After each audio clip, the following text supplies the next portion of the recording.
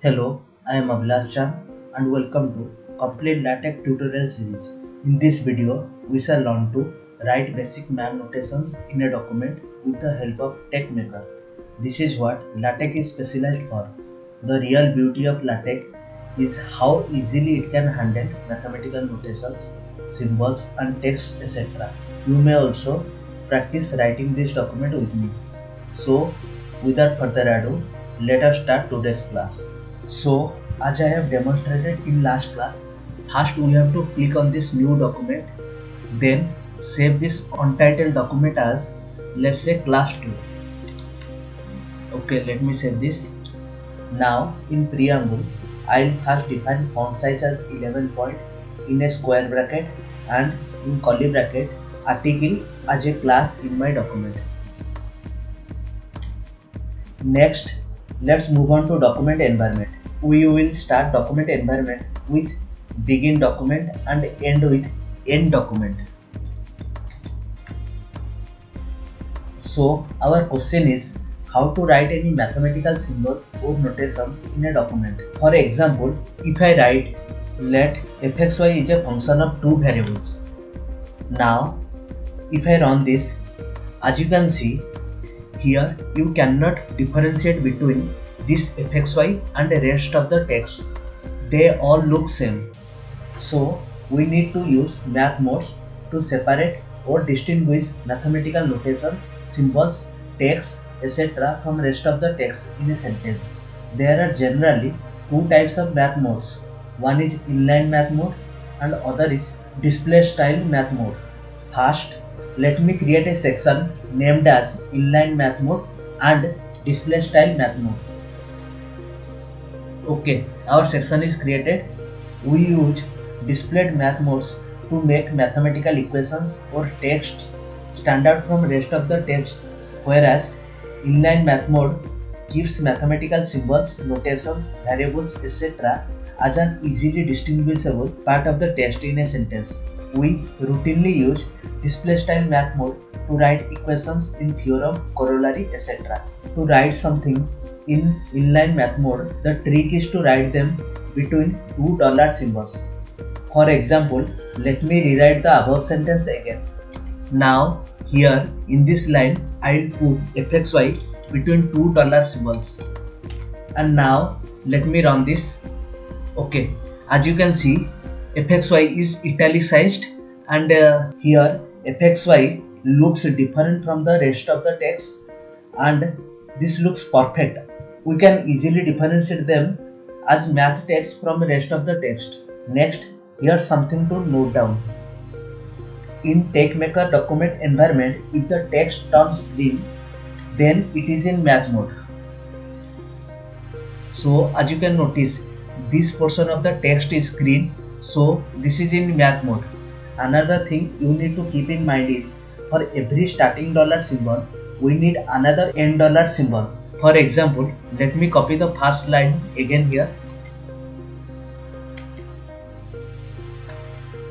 Notice when I put my first dollar sign here, the rest of the text in document environment turns green. And if I run this now without closing the dollar symbol, it should show us error. As you can see, the error message showing here is missing dollar symbol inserted. So we need a closing dollar symbol here. And if I run this again now, this runs without any issues. So what we have learned so far is to write some math text, we have to put it between two dollar symbols, and in document environment, if something turns green, then it is in math mode. Another thing we should know is how to write a long sentence containing mathematical equations so that equation part does not split into next line. Let me demonstrate this via an example here. So how to write an equation in a line so that it does not split in parts. The equation is zx equal to 5x plus 7 like this. So when I run this, as you can notice, so here the equation breaks in two lines. We don't want that here. So what we can do is we have to put this equation in a curly bracket. Then this equation won't break into next line. Let me demonstrate this by again writing the same example, but now here I have put this equation in a curly bracket. and if I run this now, this does not break into a next line.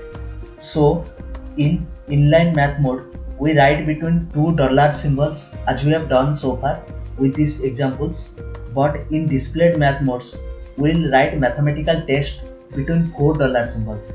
Let me give an example. So here I have put this equation in displayed style math mode. So let's see if I run this what happens. As you can see, the text between $4 symbols is displayed in a separate line. Another note, if you don't want to use dollar symbols to write in math mode, another alternative way is you can use backslash and round brackets to write something in math mode. Let me demonstrate this. Here in this line, instead of dollar symbols, I have used backslash, round bracket and backslash, round bracket. So let me see what happens when I run this. As you can see, this also does the job. So ultimately, it's up to you whether you prefer dollar symbols or backslash and round bracket symbols to write something in math mode. I prefer to use dollar symbols to write something in math mode. Next, let us learn about writing superscripts and subscripts in LaTeX. First, let me create a section for this. Next, let me create a subsection for superscripts. Okay, our section and subsection is successfully created here. Next, let us write s square in LaTeX. We will write it using x power 2 in math mode. Okay, as you can see, we have successfully written s square in LaTeX. But if we want to write x to the power 23, that is, if we need to write more than one terms in power, then we have to use curly brackets here. For example, x to the power 23, y to the power 254, etc. So as you can see, we have successfully written x to the power 23, y to the power 254 by using curly brackets here. Now let's see what happens if we don't put curly brackets while writing more than one terms in power. Here I have not used any curly brackets. Now if I run this, then it should show something like this. That is, if we do not put them in a curly brackets, then power part just takes first term and leaves out rest of the terms as a text, which we don't want. So always remember to put curly brackets in these cases. Next, let me create another subsection for subscripts. Okay, another subsection is created. Now I will write x subscript 0 in math mode. For this I have used underscore here. So as I have shown in superscripts, here also if I want to write more than one terms in subscript, I will also write them inside a curly bracket. Few examples are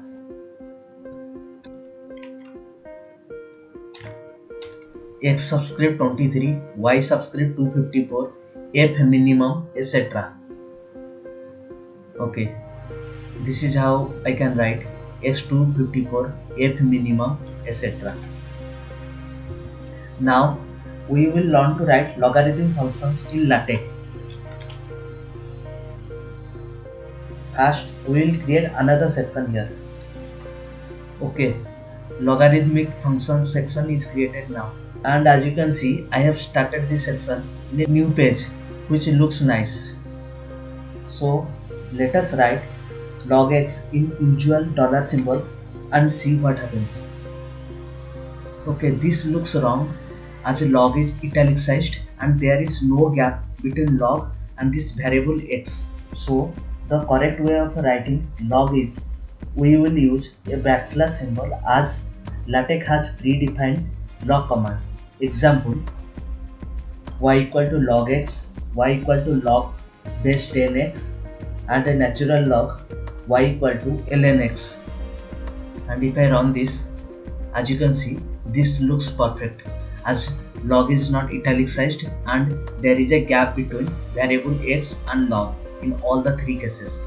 So this is how you can write natural logarithm and other log functions. Next, we will write trigonometry functions.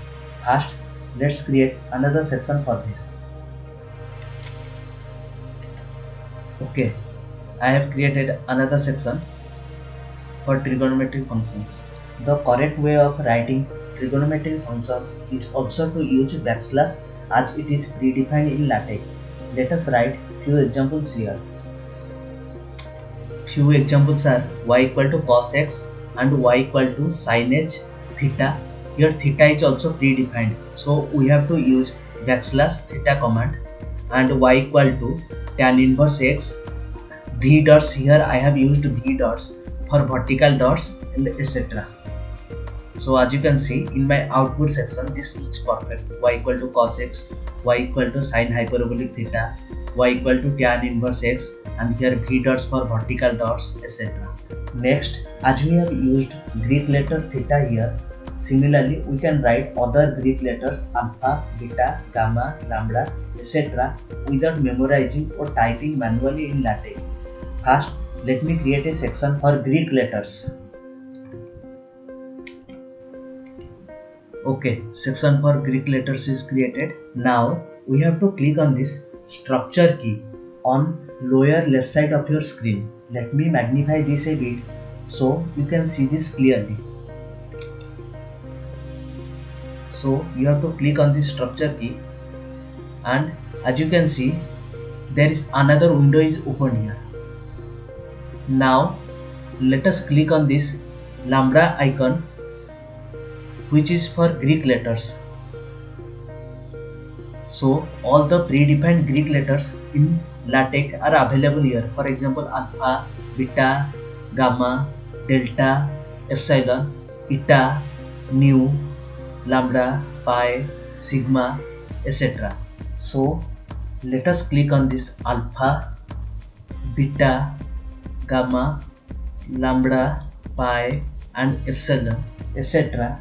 And now if I try to run this, it should show an error. Okay, because we need to write these symbols in math mode. So I have to write all these symbols in math mode. So let me write them in math mode.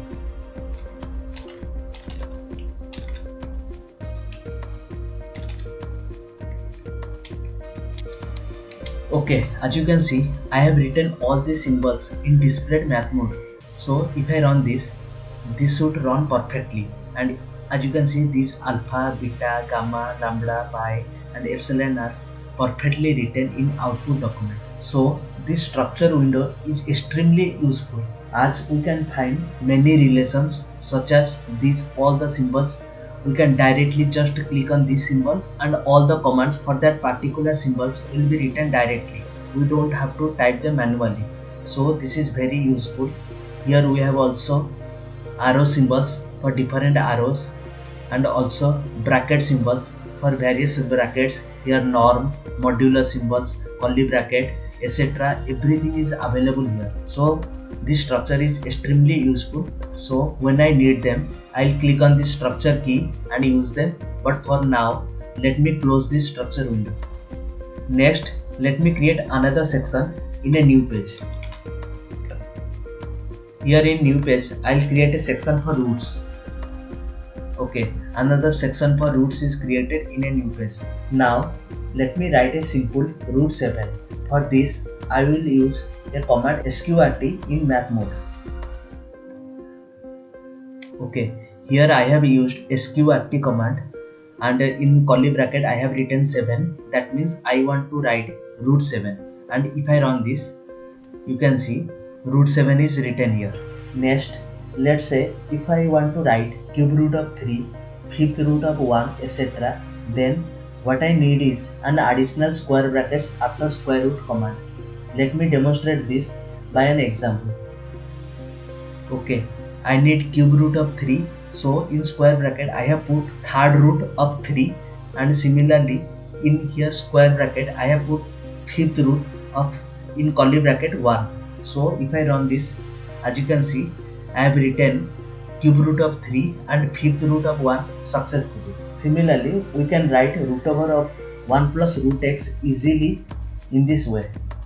So as you can see, first I have used backslash sqrt command over 1 plus square root of x, and for square root of x I have written backslash sqrt x. So if I run this, my output is whole root over of 1 plus root x. Next, let's create a section for fractions. Okay. Next, let us write simple 2 by 3 using a simple frac command. Here in first curly bracket we will write numerator, and in second curly bracket we will write denominator.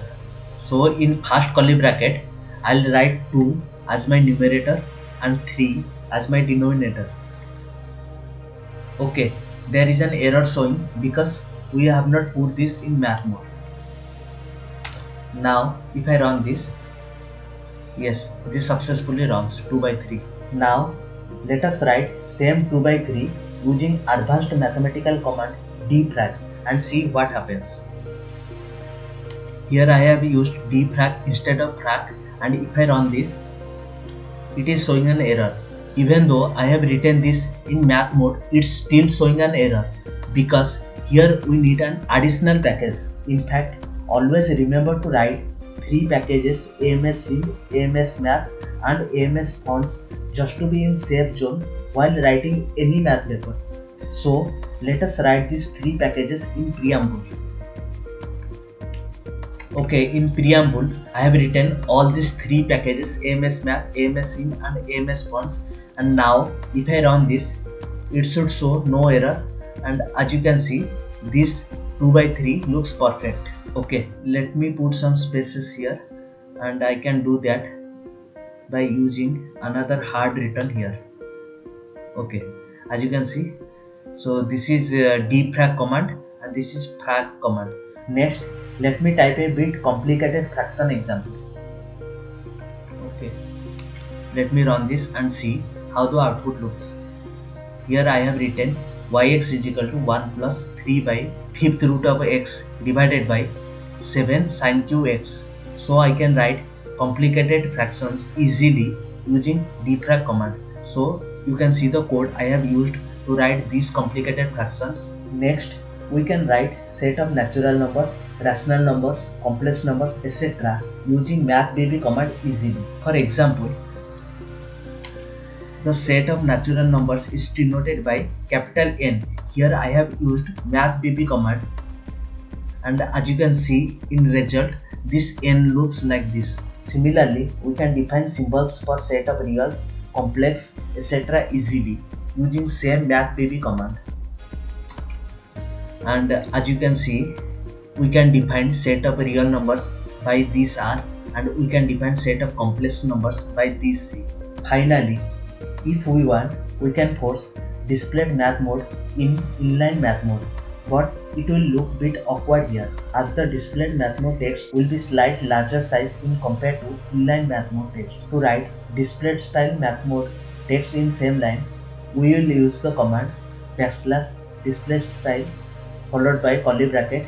Let me demonstrate display style math mode in a line by taking an example. So my example is the given equation, then I have used \display style command. My equation is zx equal to 5x plus 7 by 8 is a linear equation, and if I run this, as you can see, this part is slightly larger in comparison to this text. So in this way I can write display style math mode in inline math mode. Next, just to compare, let us write the same sentence in inline math mode. Okay, I have written this same line in inline math mode, and if I run this now, as you can see here in inline math mode, 7 by 8 shrunk itself to fit in with the line. So with this, let us conclude this class. Of course, many mathematical symbols and notations are not covered in this video, but we will cover them in some later classes. Don't forget to practice all the things you have learned here in TechMaker, or maybe you can use Overleaf. In our next video, we'll learn about creating a title page, write matrices, brackets and symbols like hash, percentage and etc. in LaTeX. Thank you. Have a good day. Please like, comment, share and subscribe if you find this video useful.